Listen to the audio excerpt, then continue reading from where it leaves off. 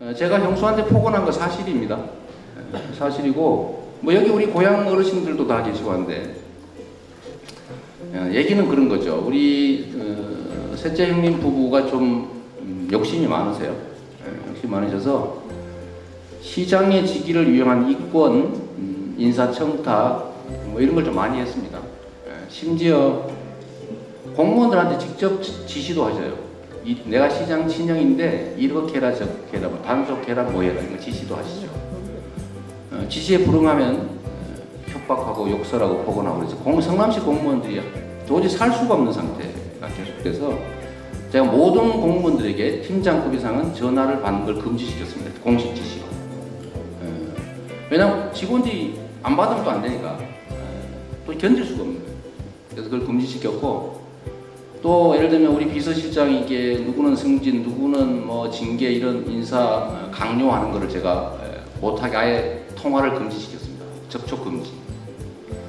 우리 감사관한테는 뭐 대학 교수 자리를 알선하라고 요구해서 그것도 못하게 했죠. 못하게 했고, 직접 롯데백화점 단속도 하셨어요. 그래가지고 직원을 폭행해가지고 입원도 하고. 제 입장에서는 아까도 얼핏 말씀드렸지만 친인척이라고 하는 권력자의 친인척은 존재 자체가 권력입니다. 그걸 통제하지 못하면 불행한 일이 벌어져요. 본인도 감옥을 갈 뿐만 아니라 권력자 본인도 아주 심각한 나락에 떨어지죠. 역대 대통령들을 봐도 안 그런 예가 없습니다. 다 친인척 측근 때문에 불행해졌죠. 친인척을 통제하는 건 그렇게 어렵습니다. 존재 자체가 권력이기 때문이죠. 근데 그걸 막았어요, 제가. 당연히 반발이 많겠죠. 총력을 통해서 다 막았는데 비서실 일체 통화를 금지시켰더니 저를 만나겠다고 시장실 앞에 농성을 하셨어요. 그래서 제가 그것도 다른 어떤 민원인도 다 만나지만 우리 형님만 제가 안 만났습니다. 그래서 그거는 완전히 차단됐죠. 그러니까 저한테 전화를 해야 되는데 아무도 통화할 길이 없으니까 우리 어머니를 찾아간 거예요. 우리 셋째 형님 부부는 우리 어머님과 인연을 끊은 게 7년이 넘은 상태였죠. 왜냐하면 어머님의 노후 자금을 요구하다가 어머니가 그걸 안 주는 것 때문에 그야말로 말할 수 없는 폭언을 하고 인연을 끊었습니다. 우리 고향 분들 다 알고 있는 얘기들이죠. 근데 7년 만에 찾아가서 이재명 시장한테 전화 연결을 해달라고 부탁을 했어요. 근데 어머니가 당연히 안 해주죠. 다 아니까. 근데 어머니를 협박했어요. 집에 불지를 죽여버린다고. 그래서 어머니가 무서워서 저한테 전화 연결을 했습니다. 통화를 했죠. 그래서 싸웠어요. 그 다음부터 이게 계속 확대가 돼서 그 다음부터 제가 저 어머니 전화도 안 받죠. 근데 계속 어머니 집을 형님이 출입하게 됐고, 마지막에는 어머니를 두들겨 팼어요. 두들겨 패서 입원을 시켰습니다.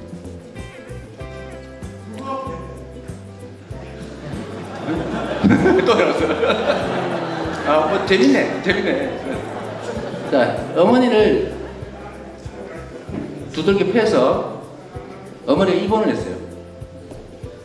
그리고 그 전에는 내가 했다는 욕으로 알려진 욕이 있습니다. 어디를 어떻게 확 찢어버린 뭐 이거 제가 한 게 아니고. 우리 형님이 어머니한테 한 얘기예요. 우리 형님이 내가 나온 무슨 뭐 구멍물 뭐 칼로 뭐 쑤셔서 어쩌고 이런 얘기들을 했죠. 우리 형수는 뭐 그런 우아한 철학적 표현들을 시집 식구가 이해 못한다고 약 올렸죠. 근데 그러고 난 다음에 결국은 어머니를 집을 찾아가서 부부가 어머니를 두들겨 팼죠. 그리고 어머니는 맞아서 입원했고, 그걸 말리던 우리 여동생, 아까 죽었다는 청소 환경미화한 여동생을 두들겨 패가지고 피투성이를 만들었죠. 집안 살림은 다 부셔졌고, 그거를 저희가 연락을 받고 형제들이 다 모였습니다. 모여서 어머니가 입원을 했기 때문에 경찰에 신고를 했죠. 어머니가. 그래서 형이 잡혀갔어요. 때리고. 경찰에 잡혀가서 밤 12시까지 수사를 받았고 이제 나왔는데, 저희 형제들이 술을 마시고 있다가 나왔다는 얘기를 경찰에 전해 듣고 당연히 화가 머리끝까지 치밀었죠. 그래서 형제들 간에 전화를 하면서 싸웠어요.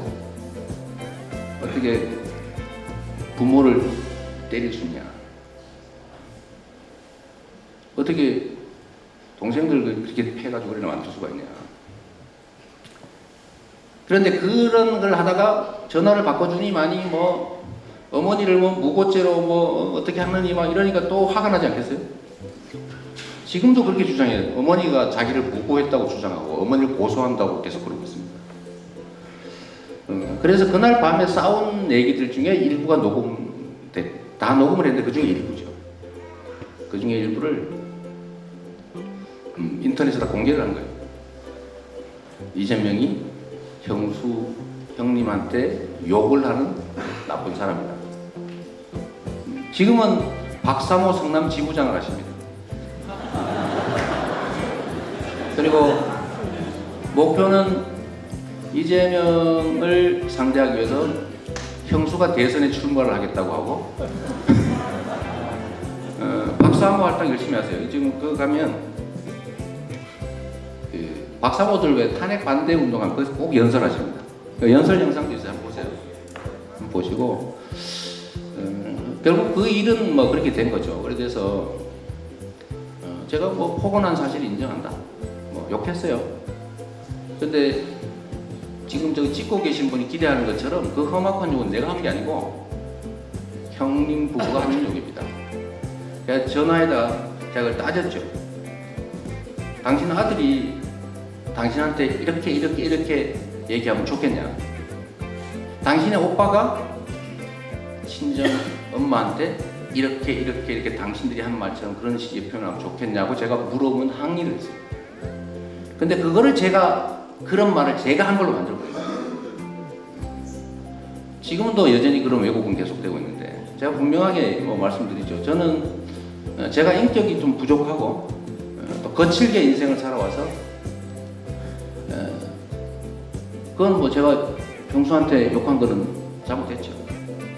공직자라는 이유로 어머니가 맞아서 입원하고 집안살림 다 부셔지고 여동생은 맞아서 피 흘리고 그러고 있는 상황에서도 평정을 유지하면서 형님 왜 그러셨습니까? 그러시면 아니 되시지요. 라고 했어야죠, 제가. 네.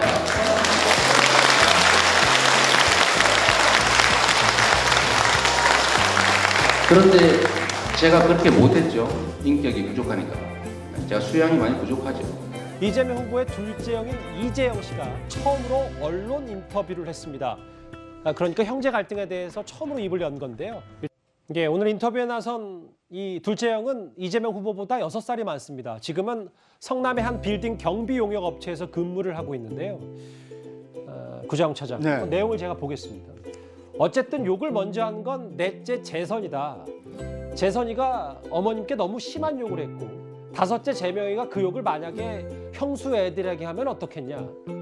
형수나 애들에게 하면 어떻겠냐. 그런 얘기를 하다가 욕이 된 것 같다.